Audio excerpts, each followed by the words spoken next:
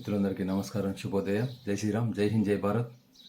ఈరోజు ఒక విశేషమైనటువంటి పవిత్రమైనటువంటి రోజు. ఈరోజు మన యొక్క భారత మాజీ ప్రధాని దివంగత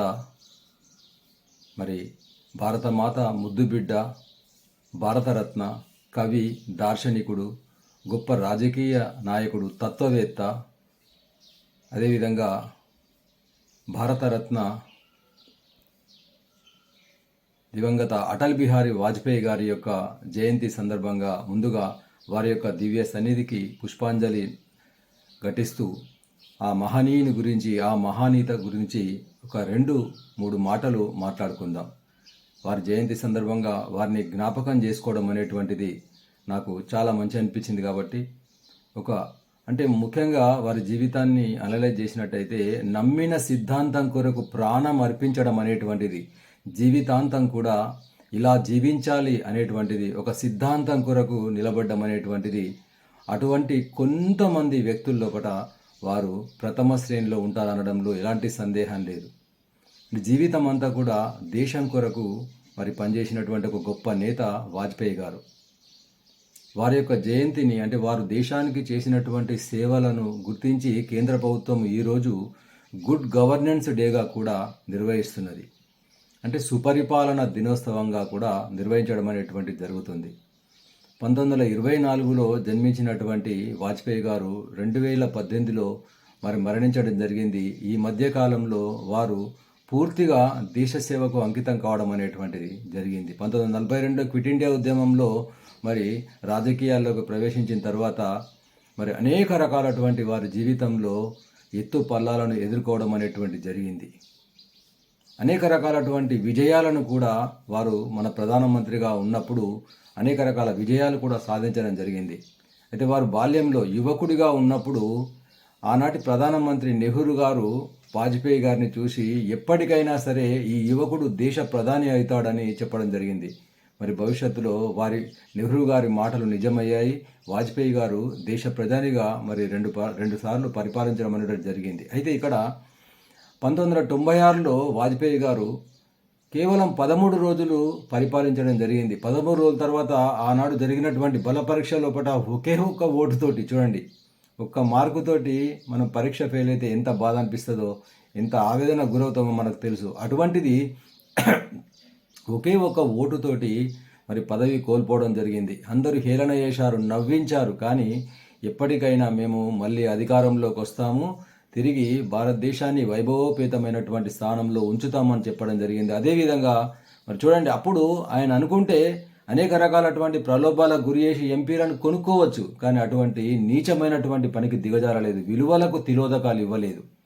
అది వాజ్పేయి గారంటే.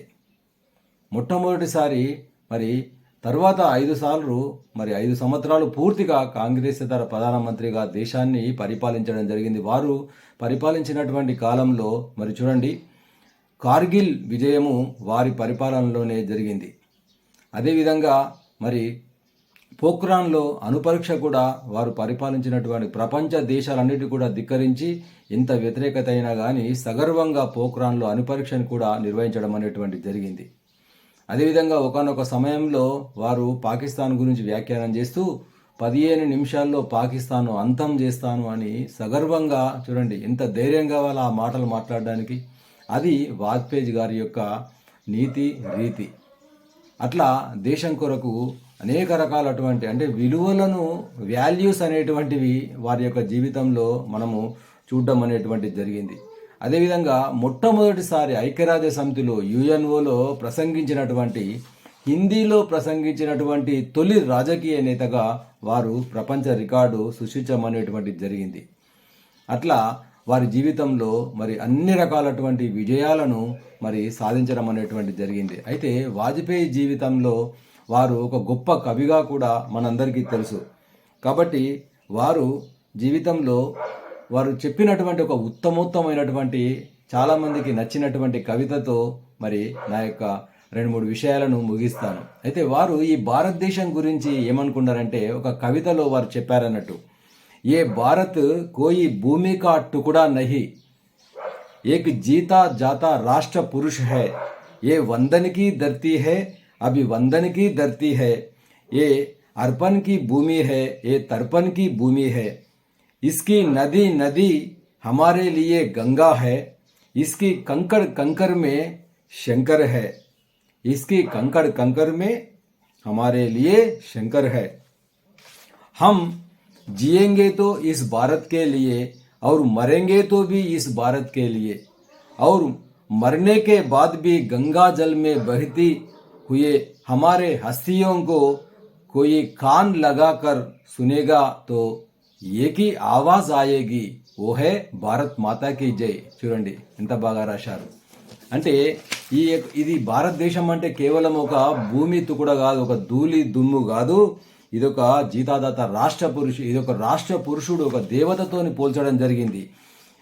ఈ ఈ ఈ భూమి ఎటువంటిదంటే ఈ వందనీయ భూమి, అభివందనీయ భూమి, ఇది సమర్పణ భూమి, ఇది త్యాగ భూమి.